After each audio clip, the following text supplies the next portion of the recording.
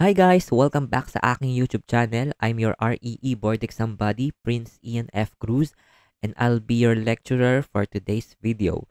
So sa video na to, ang gagawin natin, magpo-proceed pa rin tayo sa conic sections. So sa mga nakaraang video, ang diniscuss natin, circles, parts ng circle, standard equation ng circle, tapos nag-solve tayo ng problem. Ngayon naman, punta naman tayo sa next na conic section, which is the parabola. So, bago tayo pumunta sa standard equation, i-discuss muna natin yung parts ng parabola.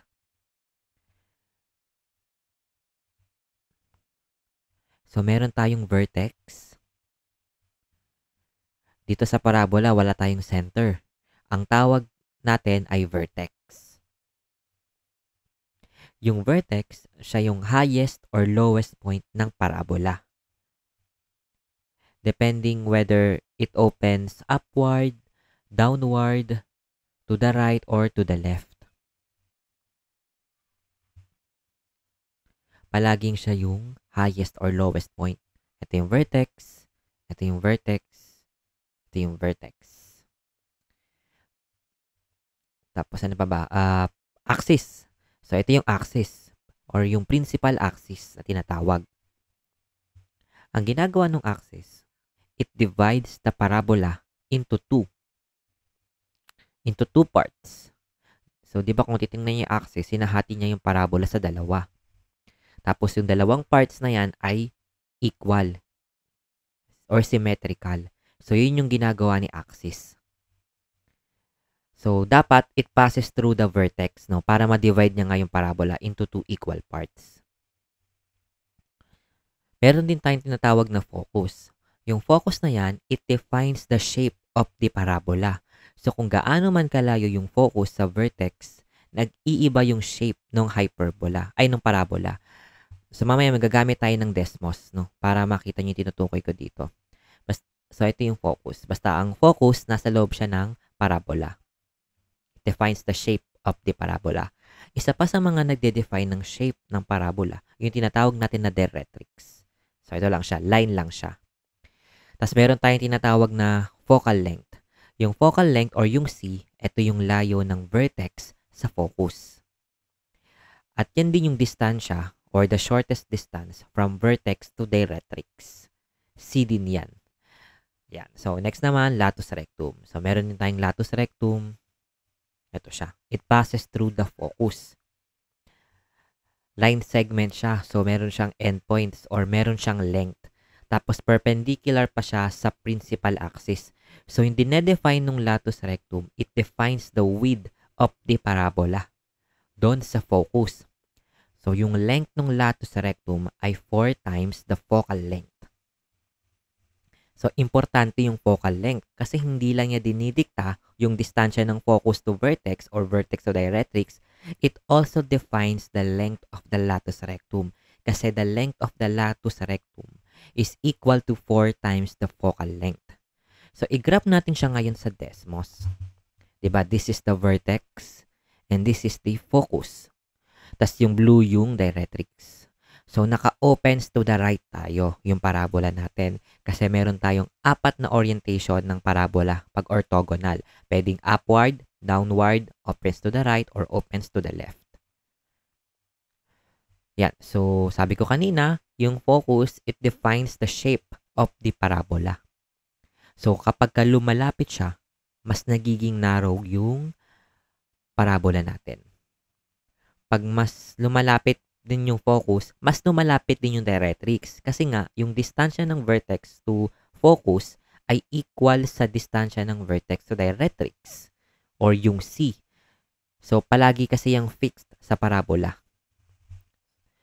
So, pag mas lumilit yung focal length, mas lumalapit din yung directrix. Tapos, pag mas lumalaki, mas nagwa-wide yung parabola. Yan. So, na-discuss na natin lahat ng parts ng parabola. Doon naman tayo sa standard equation. So, gaya ng circle, pag sinabi nyong standard equation, sa equation pa lang, makakita mo na yung properties ng ibang parts ng parabola. So, iba-iba yun, no? Depende sa orientation niya. So, pag vertical or upward or downward, eto siya. X minus h squared is equal to positive, negative 4a times the quantity y minus k, or gawin nating c. Yung h comma k, ito yung tinatawag natin na vertex. So, positive or negative yung nasa right hand side. Kasi pag positive, opens upward. Pag negative, opens downward tayo. Yan. So, punta naman tayo sa horizontal parabola.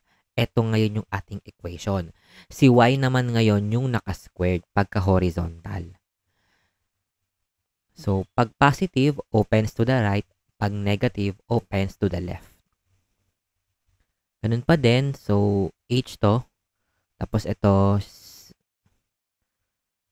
etong AIC. Yan, or focal length. Yung iba kasi guys, ang ibang libro, ginagamit nila A. Pero tayo mag-C tayo kasi yun yung mas common. So, yan na yung standard equation ng parabola. So, yung C yung focal length. Okay, so mag-proceed na siguro tayo sa ating first question. The line passing through the focus and perpendicular to the directrix of a parabola is called blank. So, ito yung parabola. Ito yung focus. Ito yung directrix. So, tatandaan nyo guys ang directrix ay perpendicular sa principal axis. So, dito sa tanong, the line passing through the focus. So, ano ba ang mga line na tumatama sa focus? Meron tayong isa, line na axis or the principal axis. Yan siya, yung red. And meron din tayong line segment which is the latus rectum. Dalawa yung nagpa-pass through the focus. And ano pa ba yung ibang definition na hinahanap? Dapat perpendicular to the directrix. So, alin sa dalawa na yan, yung perpendicular kay directrix. Diba, eto? Kasi ito directrix eh. So, yung axis. So, axis yung sagot natin dito. Kasi siya yung tumatama sa focus at the same time, perpendicular siya sa directrix. So, axis. So, next question. The chord passing through the focus of the parabola and is perpendicular to the axis is called blank. So, ito pa pala guys, sorry.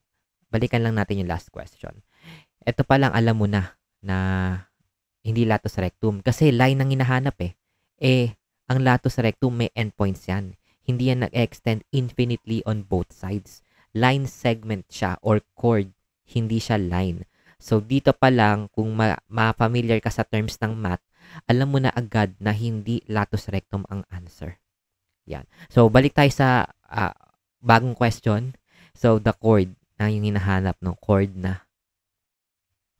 Compared mo sa kanina na line. Pero,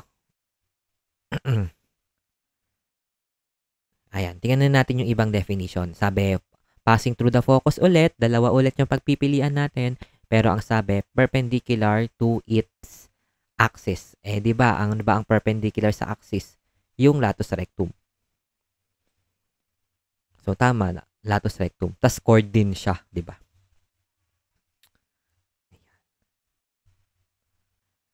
Yan. So, next question tayo. The parabola defined by the equation 3y squared plus 4x is equal to 0 opens blank. So, balikan natin yung standard equation. So, tingnan natin yung tanong. Alin ba yung naka-squared, x or y? So, yung naka-squared dito ay y. So, ibig sabihin, nandito tayo sa horizontal. Kasi y yung naka-squared eh. So, tingnan natin ngayon kung positive or negative. Dapat ganyan yung form niya. Lahat ng y nasa left-hand side, lahat ng x ay nasa right-hand side ng equation. So, i-modify natin yung given. So, i-transpose natin yung 4x sa kabila, magpapalit ng sign, negative 4x.